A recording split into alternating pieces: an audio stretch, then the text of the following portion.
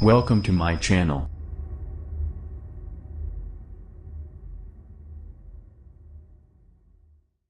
Do animals feel pain like we do?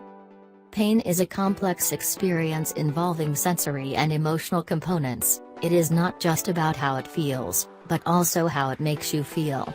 And it is these unpleasant feelings that cause the suffering we humans associate with pain.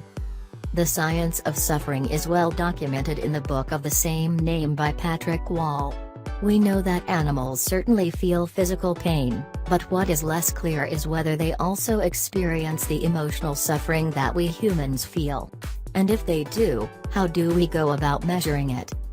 As a subjective emotion, pain can be experienced even in the absence of physical tissue damage, and the level of feeling can be modified by other emotions including fear, memory, and stress. Pain also has different dimensions. It is often described in terms of intensity, but it also has character. For example, the pain of a pinprick is very different from that of a toothache, a slip disc, or labor pain. Nearly all of us have experienced pain in our lives, but for each person, the experience is uniquely individual. To understand or appreciate others' pain, we mostly rely on what they report. But there are many who either cannot communicate their pain verbally, babies for example, or effectively, like those with dementia or learning disabilities. In these situations, others must use a range of factors to judge the presence of pain and its impact on the individual. Pain is not all bad. It serves a protective function, to keep us away from further danger, to help us heal, for example by stopping us from putting weight on a sprained ankle. But if it isn't managed effectively, it can have a major negative impact on our lives by inducing fear, anger, anxiety or depression, all emotions which may in turn exacerbate it. And chronic pain is a major concern to millions of individuals and to our societies around the world. Pain in animals. The nature of pain is perhaps even more complex in animals. How pain is sensed and the physical processes behind this are remarkably similar and well conserved across mammals and humans. There are also many similarities in pain behaviors across the species. For example, they may stop socializing with people and/or other animals, they may eat less, they may vocalize more, and their heart rate may rise.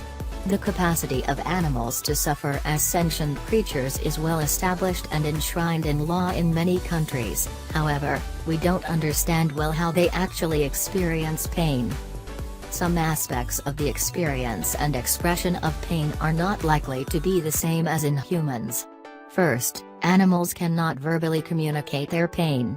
Dogs may yelp and you may notice behavior change, but what about your pet rabbit, cat, tortoise, or horse?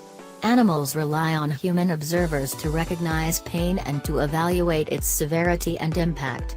Without the ability to understand soothing words that explain that following surgery to repair a bone fracture, their pain will be managed, hopefully, and will subside. Animals may also suffer more when in pain than we do. The debate around animals' capacity to experience pain and suffer raged in the 20th century. But as we developed a greater understanding of pain and studied its impact on the aspects of animal life that we could measure, we veterinary surgeons, along with many behavioral and animal scientists, recognized the significant impact of untreated pain, and we now believe this experience causes them to suffer. For example, we know that animals and birds with clinical signs of pain, limping, will choose to eat food containing pain-killing drugs, analgesics, over untreated food, and by measures of behavior, they will improve. Similarly, many studies in a range of domestic animals have indicated that animals who have had surgery but not had adequate pain relief demonstrate behaviors reflective of pain which is alleviated when they are treated with analgesics such as morphine. We also know that it is not just our dogs and cats that can suffer pain. There is an equally strong evidence base for the presence and negative impact of pain in sheep, cattle, pigs, and horses among other species.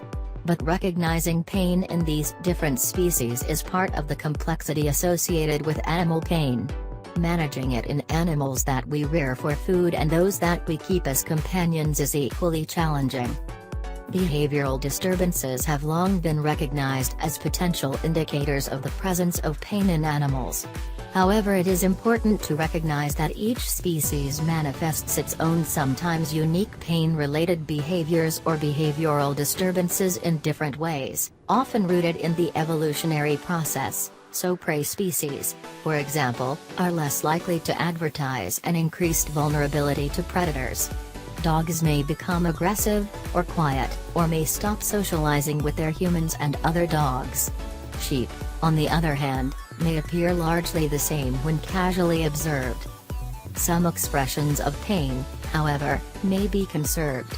A recent paper suggested commonality in some features of facial expression during acute pain experiences in several animal species and humans. These findings and much other work are being incorporated into tools to evaluate animal pain, because in the words of Lord Kelvin, the great Glaswegian scientist behind the Kelvin temperature scale, when you cannot measure it, when you cannot express it in number, you have scarcely, in your thoughts, advanced to the stage of science, whatever the matter may be. So in order to treat and manage pain effectively we must measure it. And there is a huge demand for these tools. The Glasgow Composite Pain Scale, a simple tool first published in 2007 to measure acute pain in dogs, has been translated into 6 languages. It is used in veterinary practices to measure pain in order to treat it effectively. It has also been used to evaluate the effectiveness of new analgesic drugs that are being developed by animal health companies. Tools to measure the impact of chronic pain, such as osteoarthritis, on the quality of life for dogs are now available and are a significant advance in managing chronic conditions. There is now a global effort to raise awareness of pain in animals. Recently, the World Small Animal Veterinary Association launched the Global Pain Council and published a treatise for vets and animal keepers worldwide to promote pain recognition, measurement, and treatment. Dogs may be man's best friend, but for all those who work with, care for, and enjoy the company of animals, understanding how they experience pain is essential to improving the quality of their lives.